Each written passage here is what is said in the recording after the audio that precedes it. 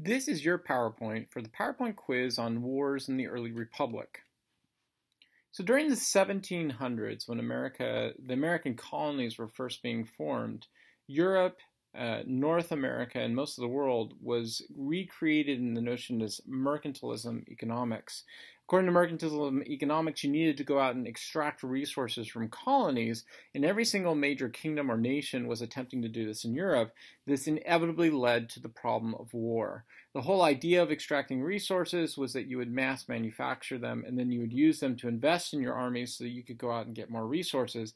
Since England, France, Spain, Prussia, all of these countries were doing this, inevitably you were going to run into war. And throughout the 1700s, we see a series of what are called the Mercantile Wars, and they're primarily between the English and the French. So the main reason for all these wars was this mercantile economics. Now the British were a little bit different from the French, and this is very important for understanding the difference between New England and New France. In New England, they established what were known as family settlements on the East Coast. Now, when you take a look at the map, Britain only had a very small area of land stretching from Maine all the way down into about the Georgian area. Florida at the time was ruled by the Spanish. So you would think, if you really looked at that amount of land, that Britain really had a disadvantage in the long run. But Britain did something different from what the other colonies did.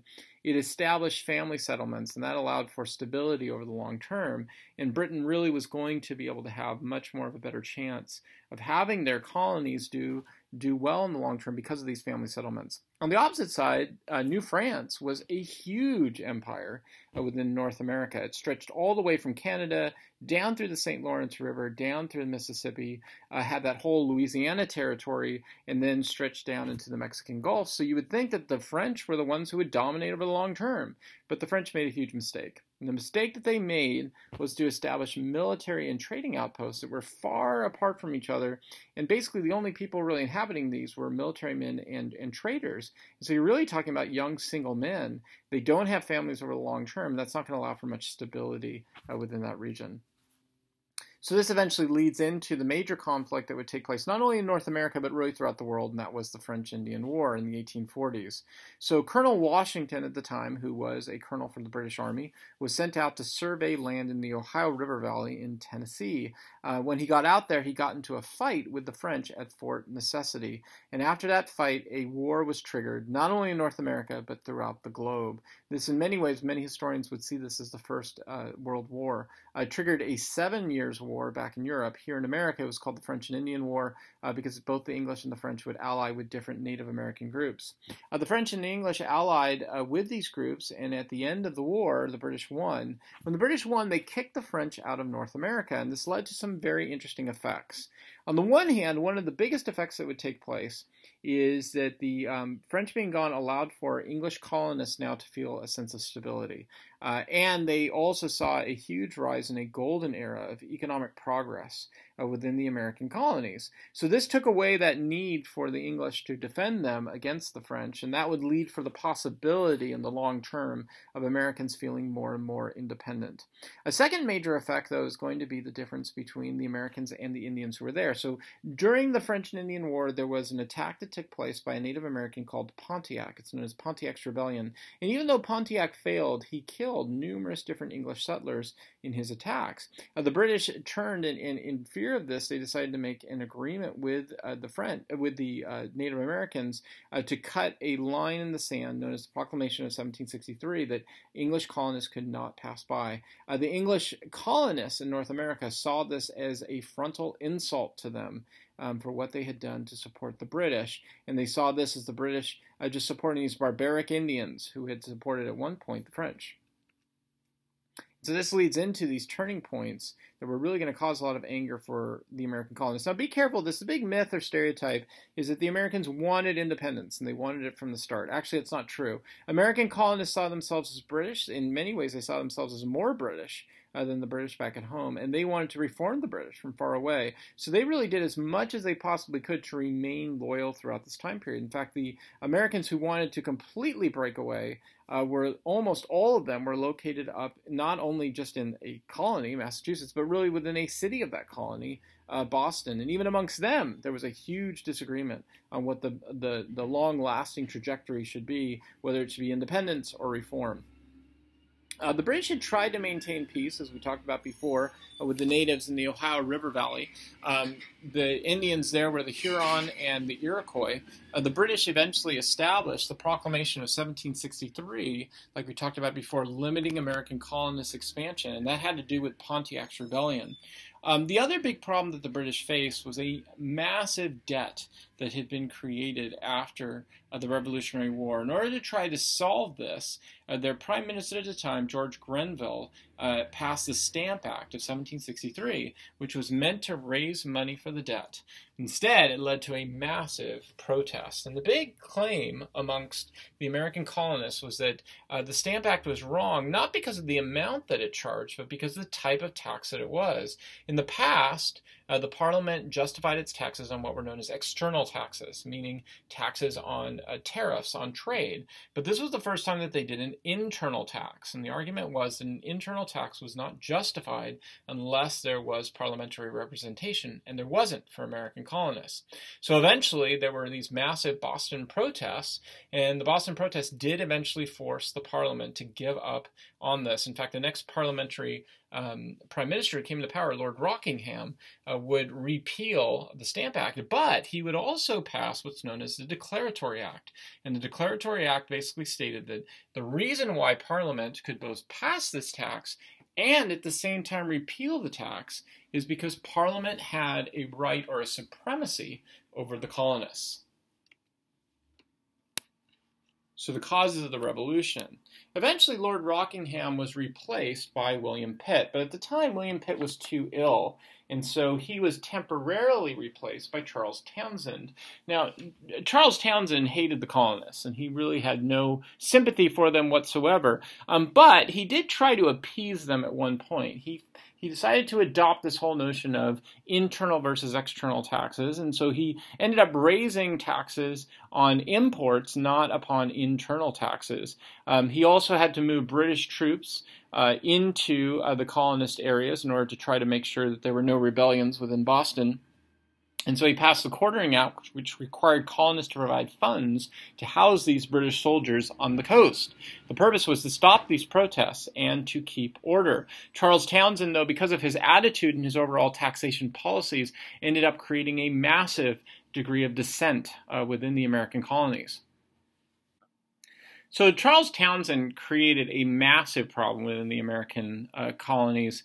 He created a massive amount of resistance from them. And because of that, there was an attempt at that point. William Pitt came back into power, and Pitt tried to find some type of compromise that would solve the problem between the American colonists and the British. He offered as a solution that the best way to deal with this was to allow the Americans to be entered into the conversation about taxation, and that this was a simple way to do this was to have the Americans who had formed a Continental Congress to simply have representation through the Congress to then talk about how they would be taxed. This was shut down by King George III and by most of the members of Parliament who felt that the American colonists had just gotten out of hand, which was probably unfortunate for the British. If they had included the Americans in this conversation, it would have undercut the main argument that the revolutionaries had at the time, that they were not so much against taxes, but they were against not being included in the conversation about taxes. So at that point, the American colonists felt that they were justified in moving forward with some type of rebellion. Most of them at that point still didn't want independence, but they felt that a rebellion was necessary to force the king's hand. At that point, Parliament then moved to remove American arms at Lexington and Concord. General Gage was sent out to do this. And when he got to Lexington and Concord, he met up with the American Minutemen. When he got there, they were easily defeated. In fact, they pretty much ran at first sight of the British, and so it looked like the British had won at Lexington and Concord. But when they started to march back to Massachusetts, back to Boston, they faced the Americans basically in a guerrilla warfare type of situation. By the time they got back, about 2/3 of their soldiers had been killed.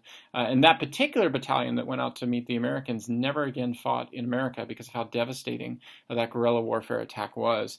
This eventually led to the Revolution, but there really was not a clear belief yet in independence. And that's why we get up to 1776 when the Declaration of Independence is formed. When that happened, it wasn't just a statement to justify the war that was taking place, but really to try to appeal to the public that there needed to be this overall effort to create an independence from Great Britain. So how did the Americans win and eventually form their own nation state out of this? Because actually Americans were losing most of the major conventional battles. Well, first off, they won at a very important battle called the Battle of Saratoga. The Battle of Saratoga was a turning point, not only because the Americans won, but because it signaled to the French that they could get involved. Now, this is really important. The French, did not want to get involved because they favored democracy. This is before the French Revolution. The French monarch has no desire whatsoever to support a democracy that would eventually undermine himself as well. But the French did see an opportunity here to split the American colonists from Great Britain, and then in their hopes in the long term to return to North America and regain the territory they had lost in the French and Indian War.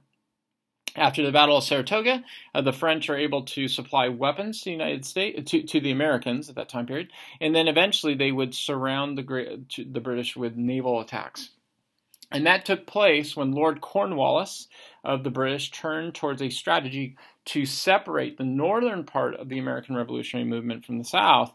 He began attacking within the southern colonies, which was probably just a huge mistake on his point, because when he did that, he was easily surrounded by the French at Yorktown and the American colonists, and that led an end to the war in 1787, which was done at the Paris Peace Treaty. So the next major war that America is going to get involved with is very similar in the sense that Americans saw this as a war for really not just independence, but really a statement of independence against the British, and that is the War of 1812. So the reason why the War of 1812 takes place is in the context of the French Revolution and then the Napoleonic Wars. So when the French Revolution ends, Napoleon comes into power and establishes leadership, and then he starts to expand the French influence out throughout all of Europe. And when he does this, he blockades the only country that is left to him, that he cannot conquer, and that is Britain. And he does this through what's called the Continental System. The Continental System basically was every country in Europe would not trade with Britain in the hopes, for Napoleon, that eventually Britain would fall because it just wouldn't have the resources coming in. During this time period, the British soldiers began feeling that they were under siege, and so they tried to escape from their service in the British Navy, and some of them did escape onto American ships. So the British impressed American ships in order to try to find these British sailors. And at the same time, the British also provided aid to natives in the Ohio River Valley against American expansion. Now, a few things to say about this, though, that I think are really important. First off, the British were not the only one to impress American ships. The French were also impressing, and by impressment, what I mean is that they would pull over ships and they would take who they thought were people who had escaped from the British Navy or from the French Navy, and they would bring them back. And in many cases, they took American citizens who were kind of swept up in these impressments. The truth is that when you really look at it, most of the people who were impressed at the time were British people who had left from the British Navy. There were very few Americans who actually were taken out of this. And again, remember, both British and French were partaking in this particular effort. As far as the aid to the natives go, it is true that Britain wanted to provide aid to the natives, and I'm sure a big part of that had to do with British interests within the Ohio River Valley in the hopes of protecting whatever claims they had on that land there. However, keep in mind that the American settlers at the time had been moving into the Ohio River Valley, causing problems with the American natives who the British continued to have alliances with based upon old treaties. So the War of 1812 then broke down between two different groups. What we call the war hawks, which is the case in any war, group of people who favored war, and those tended to be the farmers in the western territories and the southern states. Now, their primary interest, they claimed, was to defend American honor, but when we look at what their actions were, what they wanted to do was to expand their possessions into the Ohio River Valley and into Canada for more land. Now, there are a number of reasons why this might be the case. Many of these farmers wanted to expand out there for the extraction of resources. Also, the Ohio River Valley is a great place for irrigated land, and it is a connection for trade. For people in the South, the Ohio River Valley definitely promised the possibility of expanding slavery so that it would not die out. The Doves, who were against the war, tended to be Federalists who wanted to maintain trade up in New England with England. Eventually, by the end of the war, they met in Hartford and declared that because America was losing the war, eventually Massachusetts was going to declare secession. But only a month later, the British gave up due to fights in Europe and in Africa, and because of that, the Federalists would then die away because they were seen as traitors who had given up on the effort to defend America. So what are the consequences then of this War of 1812? So the very last battle that took place, the War of 1812, actually took place after the war was done, and that's the Battle of New Orleans. The message just didn't get in time to New Orleans, and there Andrew Jackson ended up defeating the British in this major battle. The war had already been completed at what was called the Treaty of Ghent. But this last major battle is symbolic because what it demonstrates is the rise of American nationalism.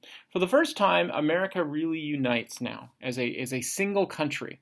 Before this time, Americans saw themselves as primarily loyal to their state, to their country second. But now Americans are nationalistic. They really see themselves as loyal to their country because they have defeated Great Britain, and now they feel that they are really independent from Great Britain. The Federalists are going to disappear at this point as a political faction. They are seen as traitors. However, their legacy does not disappear. They will maintain through this time, for the next 30 years, there was a dominance of a particular party called the Republicans, and the Republicans come off of the Jeffersonians. However, the Republicans, while they all together have one name and a similar type of belief system, tended to divide internally between two different groups. There were the Democratic Republicans and the Nationalist Republicans. The Democratic Republicans were far more like Jefferson. The Nationalist Republicans were far more like the Federalists. A good example of this is Henry Clay. Henry Clay was a nationalist Republican. He advocated for an American system of government that would fund roads and improvements through increased tariff taxes. And because of this, this then leads into Manifest Destiny. So after the war is done, Andrew Jackson goes out and he brings Florida into the Union, away from the Spanish. The U.S. farmers up in Maine will fight Canadians on the boundaries of Maine, and that ends up eventually forming the final northeastern boundaries of Maine. Britain then agreed to hand over Oregon to the U.S., leading to the northwest boundary. So now we see basically the establishment of what we now see today, which is the United States. We see the southern border with Florida, northern with Maine, northwestern with Oregon. Louisiana Territory had been brought in under the Jeffersonian time period. And then in the 1840s, we have the Mexican-American War, which brings in the Southwest under American control, away from Mexican control. Now, of course, this leads into a major fight. Now that we have all this new land, the question is, how are we going to balance it in the Senate over representation, especially on the issue of slavery? And that led into the major Civil War compromises. So the first big one that we need to remember is the Missouri Compromise, the Compromise of 1820. So in 1819, Missouri wanted to enter the Union, and that upset the balance in the Senate. Senator James Talmadge offered an amendment to eliminate slavery in Missouri altogether. Of course, nobody was really going to accept that idea. So Henry Clay then offered a compromise. He said, look, let's make Maine free.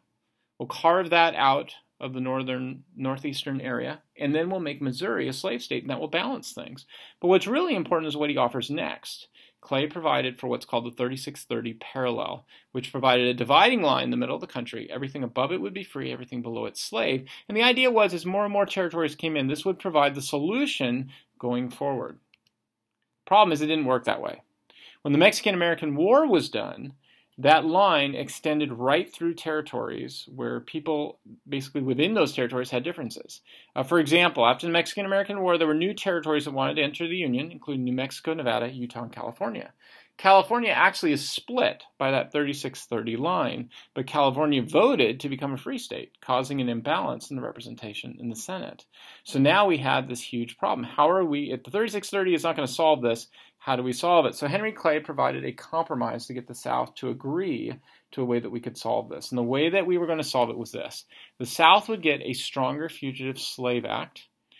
People then would be allowed to do what's called popular sovereignty in these territories. They would be able to democratically vote on whether or not a particular territory would become slave or free. So when this was all done, this whole compromise, the problem was that the North ended up having a one-state advantage over the South. So the South agreed as long as they would get a stronger Fugitive Slave Act. Seemed like the problem was solved. Except then, northern states reacted by passing what were called personal liberty laws, meaning they would not cooperate in finding or transporting runaway slaves under the Fugitive Slave Act. The South at this point saw this as a huge betrayal of the federal compromise that they had made, and this led to increased regionalism and a separation of the North and the South. But the situation only got worse with the Kansas-Nebraska Act. So the South had done something called the Gadsden Purchase, in which it bought land from Mexico to create a railroad that would stretch all the way from Florida out to the California region. In competition to this, in the North, Senator Stephen Douglas from Illinois proposed a transcontinental railroad there. Now, this would have required an organization of what was going right through it. The Northern Railroad would have gone right through the Nebraska territory. And the fear was, if Nebraska entered in, and it was going to enter in as a free state, this would continue to unbalance the representation in the Senate. So there was a compromise made. The compromise was to split up Nebraska into two parts. Nebraska voted, they went free, and the assumption was Kansas would vote and they would go slave. However, everybody saw Kansas as symbolic. And so they all started running to Kansas in order to overload the system, both people who were pro-slavery and people who were anti-slavery. So the people who were pro-slavery wrote up the Lecompton Constitution to be voted on, and they included something that was really questionable. And the questionable part was this. If they voted in Kansas to go pro-slave, then they were pro-slave. If they voted to go anti-slave, then anybody who held slaves there would get to hold their slaves there. In fact, any vote on the Lecompton Constitution would make Kansas a slave state. This angered everybody and created not only a problem for Kansas, but symbolically, it created a problem across the country on how to solve these problems. And this led to the final, really straw that broke the back of the entire problem. That was Dred Scott. Dred Scott was a Supreme Court case in which a slave who was owned by a military physician named John Everson, was taken into areas like the Wisconsin Territory and Illinois, which are free. And the question was, is Scott free if he went to these free territories? So Roger Taney, who was the Supreme Court justice at the time, was definitely a racist. And then that's not just something I'm saying. If you look at his decision on the Dred Scott case, he argues very much for black slaves as being unequal to people. He even argues for black freed people as being unequal and not really citizens of the United States. So Roger Taney makes an argument. He says, look, black slaves are not citizens, and they cannot be heard of in front of the Supreme Court. Now, if he had stopped there, that would have been the end of it. But then he goes further, and he says, Congress does not even have the right to regulate private property. So because of that, since Dred Scott is property, you cannot really regulate that anywhere, which means at that point, all the compromises that have been done up until now are nullified by his decision. You can't make a state slave or free because slaves, in essence, are property. So hypothetically, you can take your slaves anywhere, even including up to Massachusetts. Remember, Massachusetts is a place where you have the most radical abolitionists. And then we saw the symbolic event that really demonstrates how we're headed off to war, and that is the Sumner v. Brooks events. Charles Sumner was an abolitionist, senator from Massachusetts, and at one point he gets up in front of the Senate and he ridicules South Carolina and the South for the evils of slavery. He then personally attacked a person named Andrew Butler, verbally. Butler was the nephew of a man named Preston Brooks, and Brooks was violently upset by this. And so at one point he comes into the Senate and Charles Sumner is working at his desk. This is at a point when nobody was in there. It was just Charles Sumner working at his desk. Brooks comes in, kind of walks up behind him. And as he walks up behind him, he takes out his cane and begins bashing Sumner in the head with it. Eventually Sumner, who was actually a pretty big athletic guy, was able to push Preston Brooks off of him. He was able to stumble up to the top of the Senate. But when he got up to the top of the Senate, he fell at that point and he suffered under a coma. Now, at the end of this, what was interesting was this. Massachusetts re-elected Charles Sumner, even though he was in a coma. The South, on the opposite hand, sent Brooks a collection of new canes. The point was that the South and the North were now almost completely separated into regions and saw each other as dire enemies. So the final cause that throws us into the Civil War then is the election of 1860. In the election of 1860, the Democrats are going to split their vote between three different possibilities. Stephen Douglas, who believed in popular sovereignty, John Breckinridge, who called for a full acceptance of the Dred Scott decision, and John Bell, who called for constitutional unity and a nativist exclusion of immigrants. Now, the important part of this is this. Lincoln ended up winning, but he won largely because of this split, or what we call a plurality of votes amongst the Democrats. If the Democrats had united together, they might have been able to win the election, but they didn't do this because they split their vote. Now, this is the way it works. The Democrats knew what they were doing. This is not something that was somehow a conspiracy or hidden from them on how this works. But the South saw what had happened as unfair, and they believed that Abraham Lincoln was a radical abolitionist who was going to get rid of slavery. So when the war gets started, we have two different agendas on how to win the war. The North believed their best bet was to industrialize the war because they had massive industries. South is agricultural. They then could use that as a way to strengthen their navy to blockade the South and then go in and cut off the only part of the South really that was used for transportation. That's the Mississippi River. And this was known as the Anaconda Plan. Basically squeeze off the South's ability to transport goods back and forth. In the South, they believed that they should keep the North out of the South and defend their territory. If they could just do that, they would win. And in essence, they were right. All the South had to do, the South did not have to take over the North. All they had to do was defend their territory. And one of the ways they could do this was to get Britain involved in the war in order to get resources. So some of the turning points in the war. Throughout the beginning of the war, surprisingly for the North, the South was actually winning. And at one point, General Robert E. Lee decided to end the war. And the best way to end the war, according to him, was invade into the North. So he started to do this. And it looked like, considering all the victories he was having and how devastated the Northern generals were, that he was going to be able to do this. Unfortunately for Robert E. Lee, his generals left the battle plans on the field of the war. And the North ended up winning at Antietam. Lee then tried again to advance in the North, but lost at Gettysburg, and that allowed Lincoln to do something he hadn't done before. At the beginning of the war, Lincoln said this war is really about national unity. But after Gettysburg, Lincoln realizes the best way to win the war is to make the war into a moral crusade against slavery. So he signs the Emancipation Proclamation, which states that slaves in the Deep South will now be freed.